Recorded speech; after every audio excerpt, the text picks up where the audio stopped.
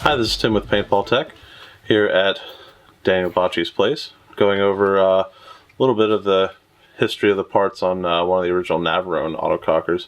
These were one of the very first custom-made guns by WGP, made for Team Navarone. They are not a sequential serial number with any of the normal WGP lines. They actually have their own serial numbers for the team only. Like this body is Navarone 18. Starting from the back of the marker, I'm going to go through some of the old school tech that they used to use versus some of the newer stuff that we have in autocockers today.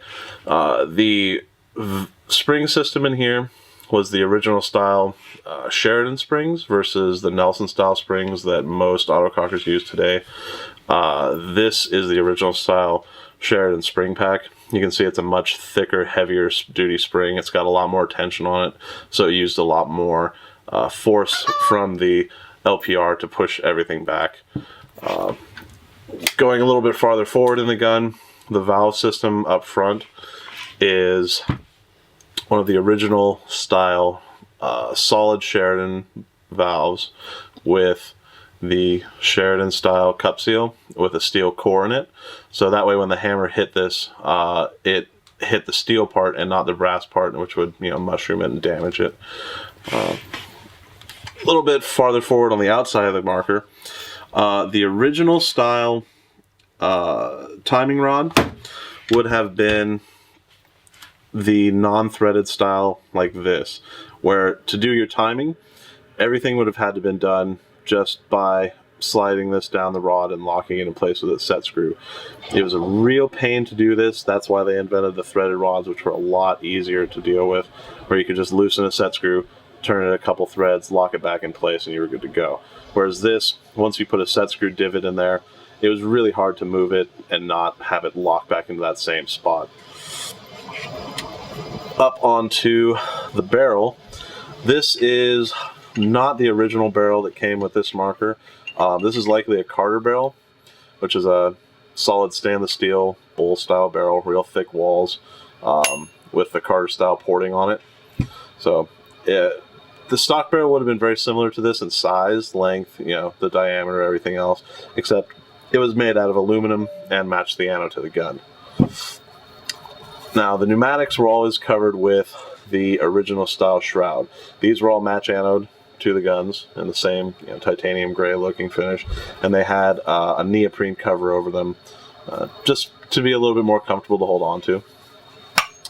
Now, underneath the pneumatics cover was the set of pneumatics. These are first generation pneumatics when autocockers were first on the market, probably around 91, 92. Notice they're all made of brass, except for a few parts on the LPR here, which are made out of steel. Now, the annoying thing about that was the steel over time would get rust on it. So if you ever see some of these old LPRs, chances are these are all rusted and pitted, stuff like that, unless they were kept in really good shape. On the front block, you've got the three-way right here, which was one of the original style three-ways. They were kind of a pain to take apart. They used a very small C-clip in the very front right here. Used a very small C-clip pliers to pull that out. Inside, you would find a small cap with an O-ring on it, the stem with two O-rings on it, and to get everything out, you had to loosen the screw on the timing coupler, which was, again, the original style like this here. Then the stem and the cap would all come out the front. You would replace the O-rings if they needed to be changed and oiled. You know, put them all back in the same way, replace the C-clip. And then onto the ram on the other side. This was a pre-clippered style ram. They were a three-piece design, so you have a cap, the tube body, and then the rear section. So technically they were rebuildable, although they were probably Loctited in place, so it was very difficult to take them apart without torching them and probably ruining the seals inside. But if you were going to take them apart anyway, that really didn't matter. Basic ram design, air to the front, sends it to the back, air to the back, sends it to the front. You know, don't need to go into any more depth on that. The LPR was the very first style LPR for these guns. It was an adjustable design.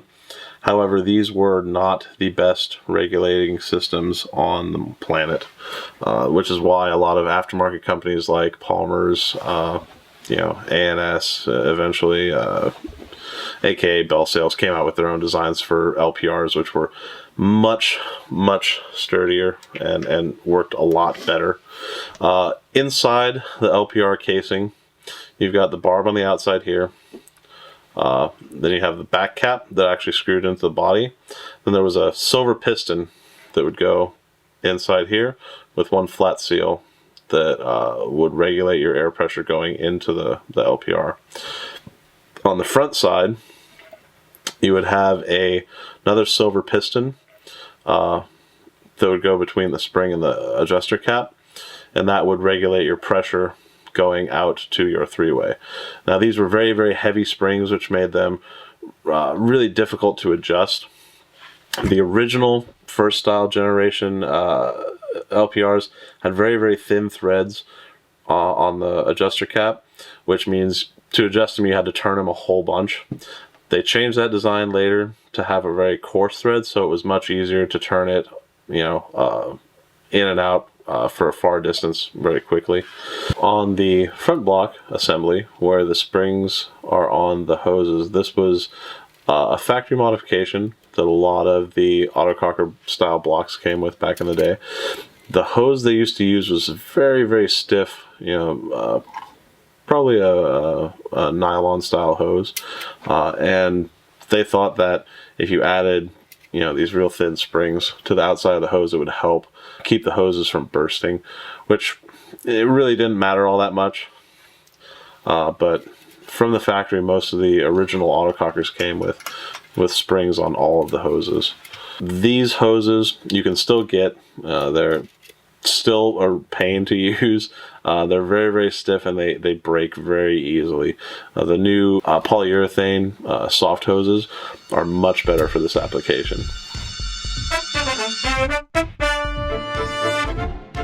Back to the outside of the gun, you've got a original heavy style trigger frame on here, which is a slide trigger frame. It's not the 45 style that most people are used to. The older style were more of a swept back design, you know, more similar to like a Luger style frame, but not quite that drastic. Had a single hole to hold the grips on. The frames were all made out of pot metal, you know, painted black. Very simple. The plates on these frames originally came with a single hole right here that the timing rod would go into. Now, the disadvantage of having a single hole was when you started moving the trigger back, the timing rod would start moving immediately and start your three-way cycle. Later on, they found out that if you made a slotted hole in your trigger plate, you had time to move the trigger enough that the sear in here would drop the hammer and you would shoot the gun before the three-way even moved. So your timing was a lot easier to, you know, to set up. The springs in these old frames were very heavy, which made the trigger pulls, you know, really beefy. So after playing for a good long day, your hands got fairly tired.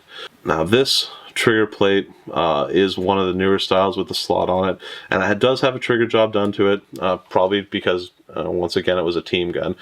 You can tell on this trigger plate just by the fact that it's got crosshatch you know, polishing marks on it, which probably made this a lot smoother than a standard autococker back in the day. And then up to the upper tube, the bolts were held in by a simple, you know, 2-ball bearing push pin.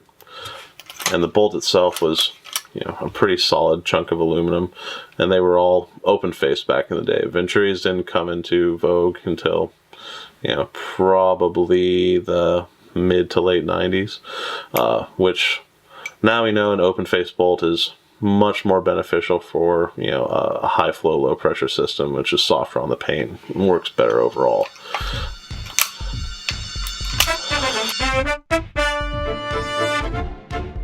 You'll also notice on this Navarone gun that there is no bottom line setup. A lot of these guns were run back in the day with, you know, a 9-ounce, 20-ounce tank, you know, something directly on the bottom. They were run on CO2 primarily until compressed air was released. So for the Navarone guns, not only did they have Navarone down the side and the Navarone serial number on this side, they would have their tanks with Navarone stickers down the side, you know, just to rep their team a little bit harder. They ran it on a vertical feed so that they didn't have to worry about getting liquid gas into the body, and they didn't have to worry about anti-siphoning the tanks. So for a tank to run vertical like this, you would get just the gas version of the CO2, no liquid, into the gun, and it was optimal for running it that way. That's probably why the hoses on the front block blew most of the time, was because people would run bottom lines with tanks down here without anti-siphon tubes. You would get liquid into the gun, and it would overpressurize the system and blow the hoses off. There you have a Navarone Autococker in a nutshell. This has been Tim with PaintballTech.com.